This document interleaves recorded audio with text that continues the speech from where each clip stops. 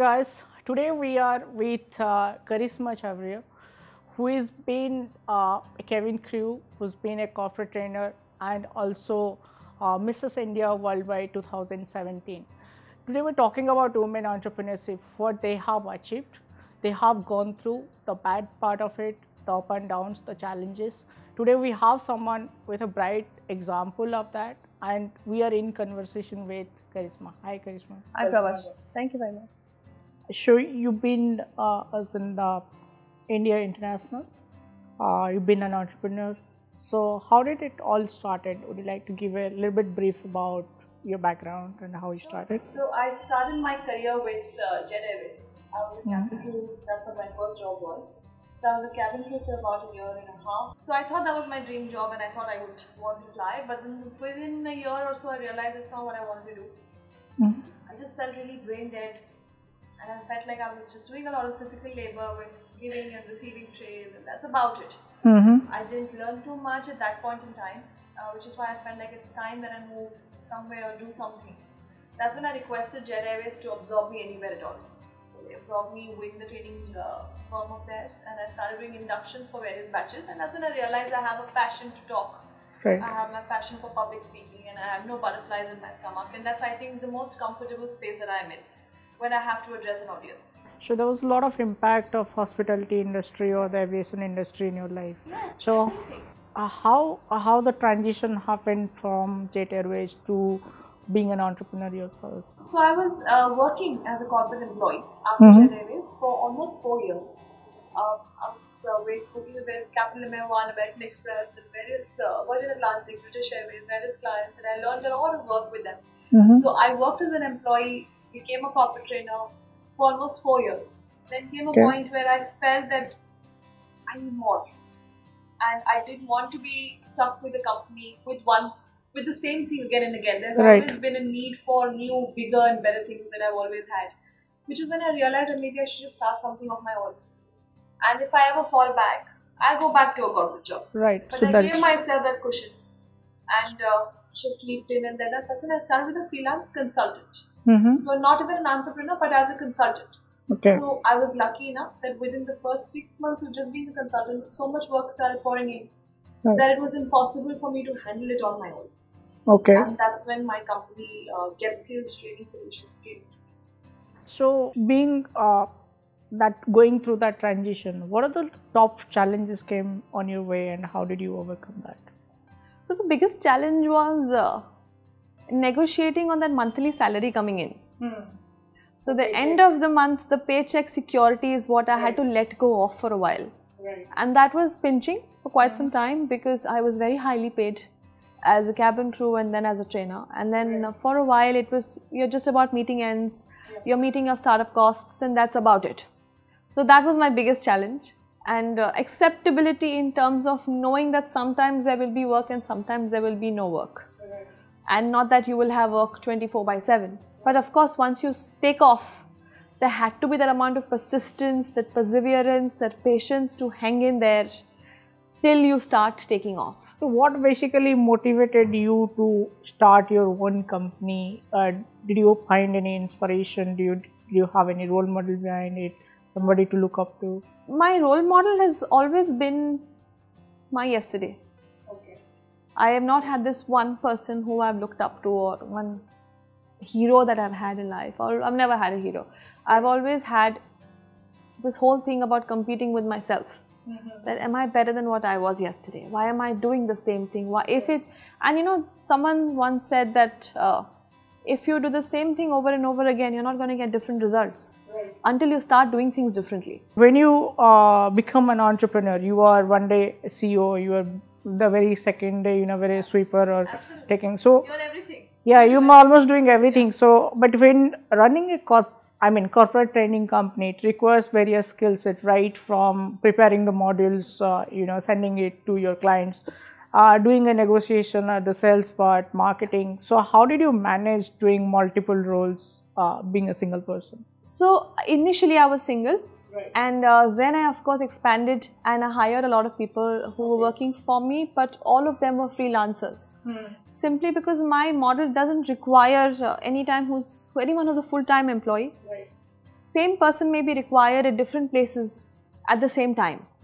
So I need different people employed with me all the time, which is why I have always worked with freelancers from various parts of the world. However, this whole thing of keeping yourself motivated, because someday you're a BD person, you're doing business development, and some days you're just an accountant, and someday you're doing your admin printouts and you're making photocopies. And so you have to be acceptable to everything.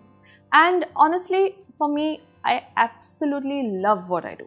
Talking about the business ethics and dealing with international clients, a lot of challenges came in being an women entrepreneurs. And when I say women entrepreneur, I'm not talking about from organizational point of view. I'm talking about being independent women entrepreneurs who face a lot of challenges. Whether it's like the gender equality, work-life balance, and all those things, having a family and running a business. So did you face something like that?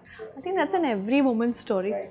Every woman who has a family, who has a responsibility at home, she may be able to do everything, because women are programmed to multitask, and hence we've been able to do everything. But yeah, it does take a toll on making and maintaining a balance between making sure your family gets the time, your child goes to school on time, and I have a 9-year-old son. So making sure he's gone to school and his classes and his studies are taken care of, whilst me traveling for 2 weeks sometimes at a stretch. Right. So my family has been a huge support. My husband, my mom, they've been there as a backbone for me. My domestic helps too. They've been a huge support to me. So, you also wearing another hat. That's the India International, right, worldwide. Mrs. India. So how did that transition came in, and how did you maintain the balance between both of them? And so it was bucket list for me. Okay. I just wanted to be a part of a pageant, and I wanted to win a pageant right from my heydays in college. But for some reasons, I didn't really participate during that time. Okay. Even after I got married, had a child, this sort of lingered on for quite some time, that at some point in time I would do it. And then so that was like a dreams come true when you... So no, it wasn't actually. It was a lot of hard work. Right. That went in. It was Training. Not as easy at all as I thought. I've had some amount of modeling experience, and I've done Balaji shows at some point in time. But I didn't know that I could win a pageant. For me, it was a reality check, a litmus check. I wanted to see where I get. And I think I gave myself that opportunity, gave it my 100%, like I have given it to my entrepreneurial job, or to my being a mother or being a parent. Right. Just like that, I gave it my 100%. And then I left the results for them to happen. Right. When the last time you took holiday? I take holidays very often.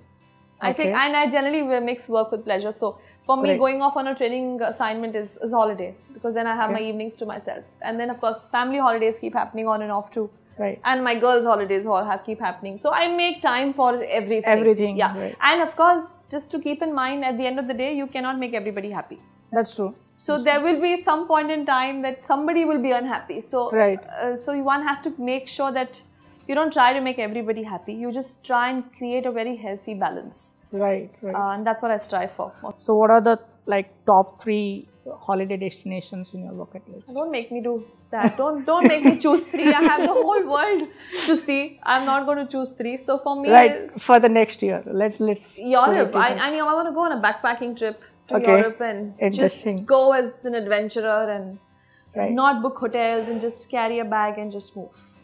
So you have anything for the next generation entrepreneurs that are coming up? Do you have any advice for them? Advice for them is just believe in yourself and don't be scared to fail. Because if you're going to fail one time, it only means that you are more prepared to deal with what's coming further. It makes you stronger as far as you don't give up. So what is next for you? Where do you see yourself? So for next, I am a part of this organization called as the Indian Institute of Applied Behavioral Sciences. They're also called as the ISABs. They're a non-profit organization. Okay. And they specialize in human behavioral science, where humans are considered as specimens and experiments happen on them and you learn. So they are called as human laboratories. Right. I have been a part of these laboratories for the last 2 years as a learner, as a basic lab participant, as an advanced lab participant. For me, the next is to become a facilitator with them. Okay. The process stayed with me so in depth that now I want to take it to the next level. And I know that going through the labs and becoming a facilitator with an organization which is a non-profit organization and does work so that everyone can get better in their lives and more honest with who they are. Right. Okay. I think that's something I'm really looking forward to because it's going to be non-profit. Thank you, Karishma, for sharing the inspiring journey you have been through. I am sure it's been an inspiring story to many women entrepreneurs. At the same time, aspiring entrepreneurs who want to become like you. So, guys, we just heard what she has gone through, the ups and downs, the challenges, the opportunities, and she has been always positive. I don't know what exactly stops you guys to be an entrepreneur. So if you have really heard of her, and if you've been the journey that you are going through, I think if you'll have a positive mindset and attitude to achieve that, then you can become one as well, like her. Thank you so much. Thank you so much, Pawan. Thank you very much.